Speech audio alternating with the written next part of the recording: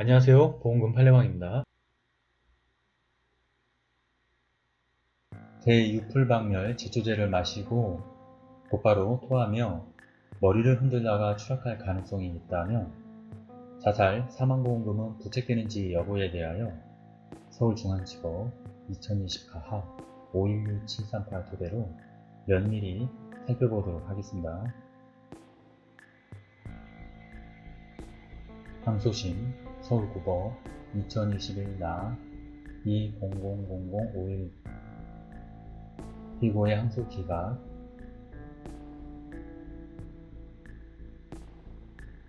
우선 기초사실에 따르면 피보험자 망인은 2018년부터 19년까지 4개의 상해사망보험을 가입하였습니다.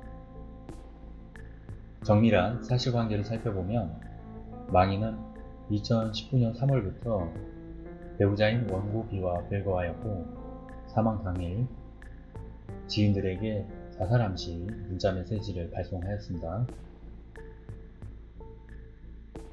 같은 날 주거지에서 대유풀박멸 제초제 100ml를 마셨고 곧바로 창문 주변에서 구토하였으며 끝내 창문 밖으로 추락하였습니다.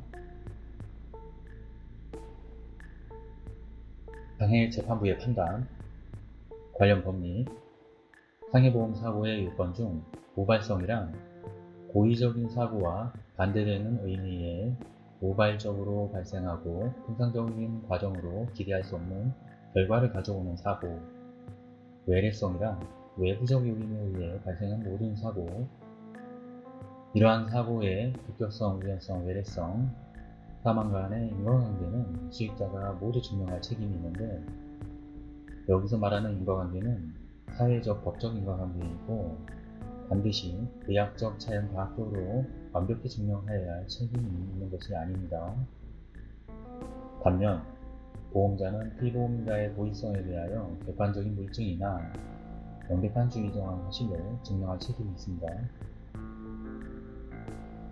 이 사건의 경우 망인의 직접적인 사망의 원인이 된 이 사건 추락 자체는 급격하고도 우연한 외래의 사고로 보아야 할 것이고 피고가 입증한 증거들만으로는 일반 평균인의 시각에서 자살이 아닐 가능성에 대한 합리적 의심할 여지가 배제될 정도의 완벽한 주의 정황 사실로 망인의 고의성을 입증한 것이 아닙니다. 첫 번째 쟁점, 망인이 사망에 이르게 된 직접적인 원인이 망인의 고의에 의한 제초제 음독인지 또는 이 사건 추락인 것인지 여부, 망인의 체중을 적용하여 계산한 시험동물의 반수를 죽일 수 있는 양인 124ml에 미치지 못할 뿐만 아니라 망인이 제초제를 마신 후 방으로 나와 창문 주변에서 구토를 하였으므로 구토로 인해 몸 밖으로 배출된 제초제의 양까지 고려하였을 경우 망인이 복용한 제초제의 양은 망인이 사망에 이를 수 있는 즉 치사량 정도에 훨씬 미치지 못하는 것으로 추산됩니다. 실제로 망인은 제초제를 마신 뒤 일정 시간이 지난 뒤에도 사망에 이르지 않았고 이후 주거지 창문 밖으로 추락하여 결국 사망한 것입니다. 사망 진단서나 부검 감정 결과서에 따르면 직접 사인은 2개 내 손상 등으로 추정되며 결론적으로 망인이 사망에 이르게 된 직접적인 원인은 망인의 고의에 의한 제초제 음독이 아닌 그로부터 철회하고 벗어나기 위한 행동을 하다가 실패하고 이 사건 추락으로 인한 외부적 충격으로 발생한 머리 등의 치명적 상해에 있다고 보니 상당합니다.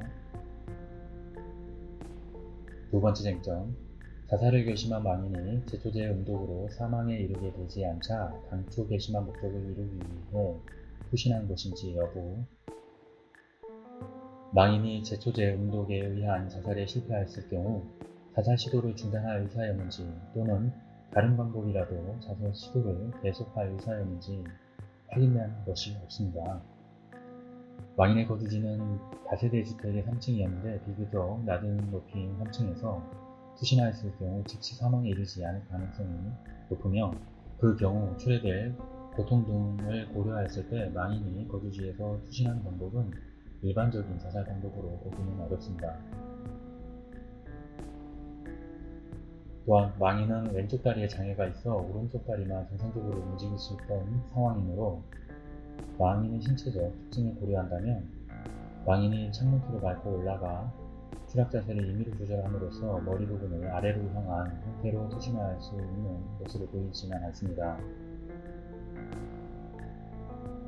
사실을 가정한다면 미리 제초제 운동에 의한 1차 자살 시도에 실패한 망인으로서는 자신이 거주하는 3층보다는 옥상에 올라가는 등의 방법을 취했을 것이 자연스러운데 그러한 행동을 하지 않았습니다.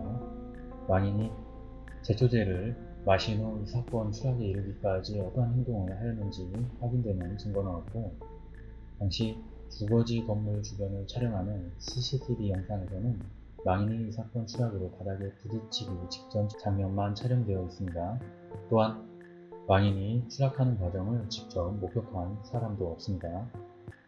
이러한 사정을 모두 종합해 보면 망인의 자살 의사는 제초제 운동으로 인한 1차 자살 시도가 실패함에 따라 일단 중단되었다 할 것이며 망인이 자살을 할 의도로 고의에 의해 투신함으로써 이 사건 추락에 이른 것이라고 보기는 어렵습니다.